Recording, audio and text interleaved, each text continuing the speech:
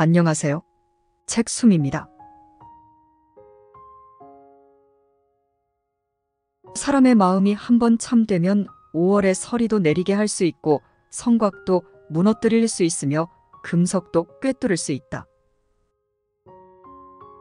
사람의 마음 속에 조금도 속임수나 기만이 없고 오직 진심만 가득하다면 그 참된 마음 하나로 추운 겨울에 서리를 내리게 할 수도 있고 단단한 성벽을 하루아침에 무너뜨릴 수도 있으며 금속이나 돌도 쉽게 뚫을 수 있다. 진심은 천지를 감동시키고 신들도 울리는 힘이 있다. 예로부터 중국 연나라의 충신 추연이 억울하게 감옥에 갇혔을 때 그의 통곡 소리에 5월에 서리가 내렸다는 이야기가 있다.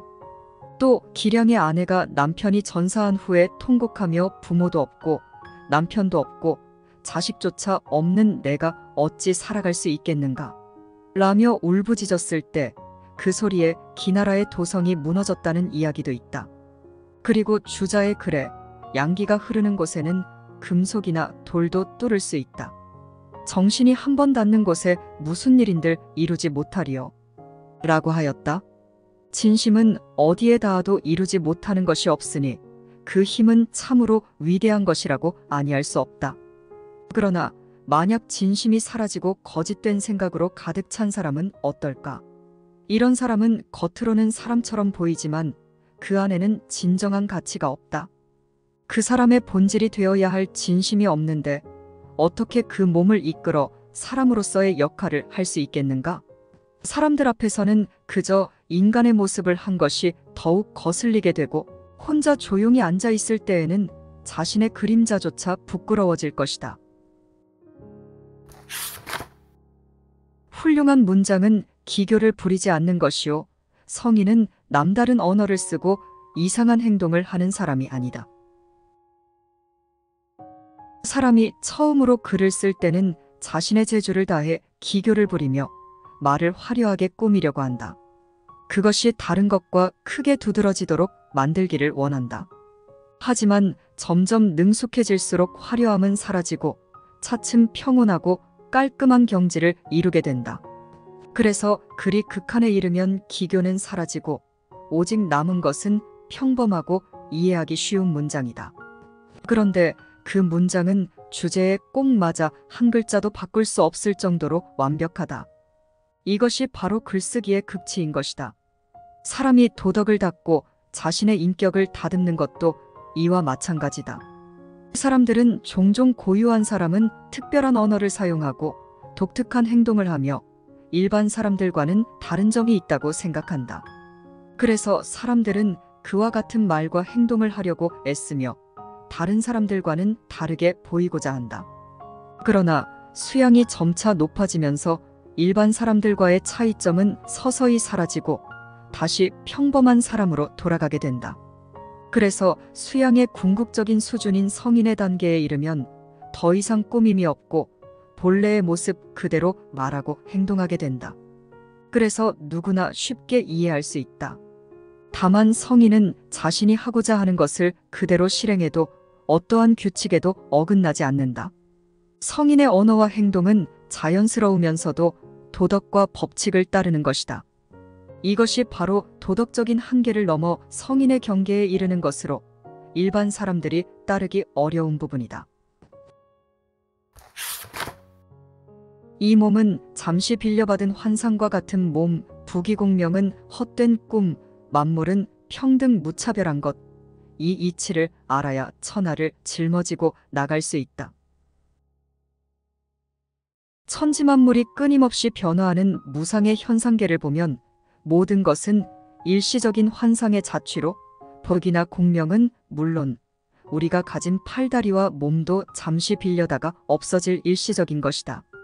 그러나 이를 천지만물의 근원이며 절대적인 본체의 입장에서 보면 모든 것은 하나의 근원에서 나오므로 부모나 형제는 물론 산과 강, 풀과 나무까지 모든 사람과 물건이 다 하나라는 것을 알 수 있다. 이러한 이해를 바탕으로 사람은 모든 것이 일시적인 환상의 자취에 불과하다는 것을 깨닫고 이 몸이 잠시 머무는 짧은 인생이며 부귀나 공명 등은 모두 허무한 꿈이라는 것을 알아야 한다. 사람은 모든 것이 자신과 하나라는 것을 깨달아 남의 부모를 자신의 부모처럼, 남의 자식을 자신의 자식처럼 보고 모든 사람을 차별 없이 평등하게 사랑하는 법을 알아야 한다. 이 두 가지 원칙을 깨달은 사람만이 천하라는 큰 짐을 어깨에 메고도 가볍게 나아갈 수 있다. 또한 이런 사람만이 공명이나 부귀같이 사람의 마음을 사로잡는 세상의 모든 사슬에서 벗어나 제한 없는 자유로움을 누릴 수 있다. 입에 썩 좋은 음식은 위장을 해치는 독약이요, 마음에 썩 유쾌한 일은 덕을 잃게 하는 매개물이다. 그러나 반쯤에서 그치면 탈이 없다. 입에 넣으면 상큼하고 맛있는 음식은 대개 위장을 해치고 정신을 흐리는 독약이 될 수 있다.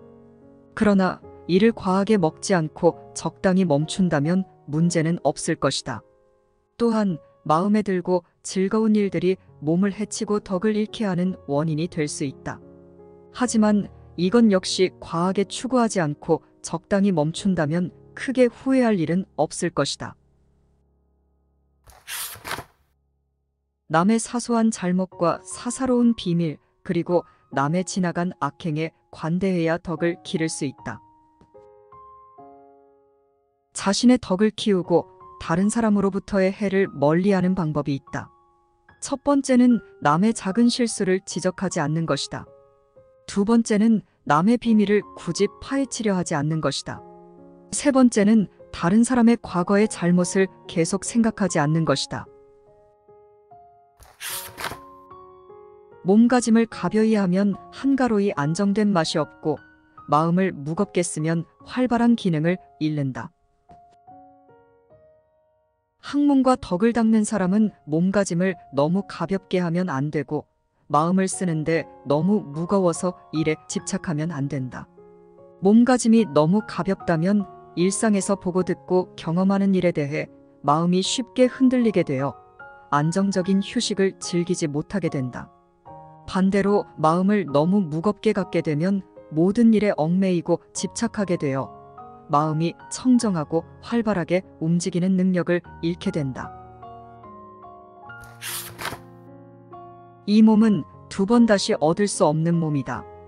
죽는 날까지 즐겁고 값지게 맞춰서 이 세상에 왔다 간 발자취를 굵직하게 남겨야 한다. 천지는 영원하게 변하지 않는다. 그러나 우리의 몸은 한 번 사라지면 다시는 돌아오지 않는 귀한 것이다. 우리 인생은 최대 100년이지만 그 100년도 시간이 빠르게 흘러 눈 깜짝할 사이에 지나간다. 이 세상에 사람으로 태어난 우리는 인생의 즐거움을 느끼고 살아야 하며 우리의 삶이 헛되게 흘러가지 않을까 하는 걱정을 잊어서는 안 된다. 우리는 이 한 번뿐인 소중한 생명을 즐겁고 가치 있게 마치고 이 세상에 왔다 간 흔적을 크게 남겨야 한다. 원망은 은혜로 말미암아 생긴다. 특별한 은혜를 심어 한편으로 원망을 사는 이보다 은혜와 원망을 초월하여 다 같이 잊어버리는 것이 좋다. 사람으로서 남에게 은혜를 베풀어 주는 것은 정말 좋은 일이다. 하지만 이 은혜 때문에 원망이라는 문제가 발생한다. 내 은혜를 받아 감사해야 하는 사람이 있으면서도 동시에 나를 원망하는 사람이 있기 때문이다. 그래서 사람은 특별한 은혜를 베풀어서 은혜와 원망을 동시에 받는 것보다는 일반적인 혜택을 주어 은혜나 원망이라는 생각을 잊게 하는 것이 좋다.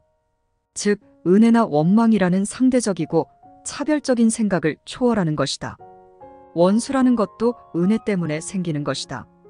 따라서 특별한 은혜를 심어서 원수를 만들어서는 안 된다.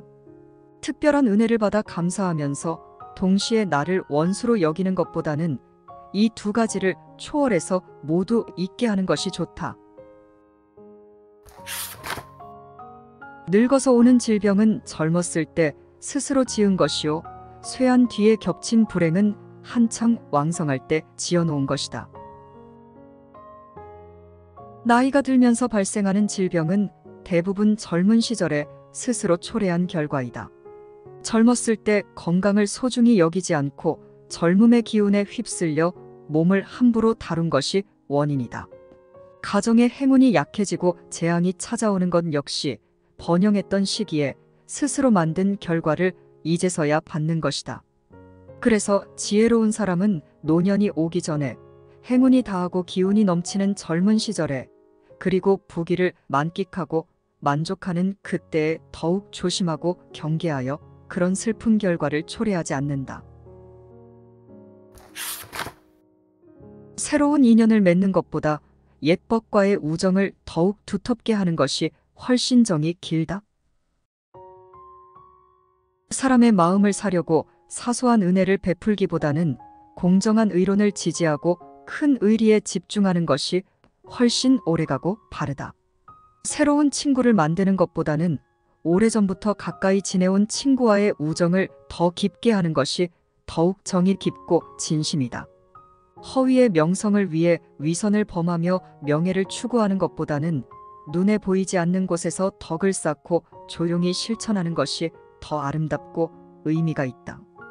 특별하게 뛰어난 말을 하거나 남들과 다른 행동을 하려고 애쓰는 것보다는 평소의 행동을 삼가고 조심하면서도 조그만 실수도 하지 않도록 노력하는 것이 훨씬 진실되고 보람이 있다.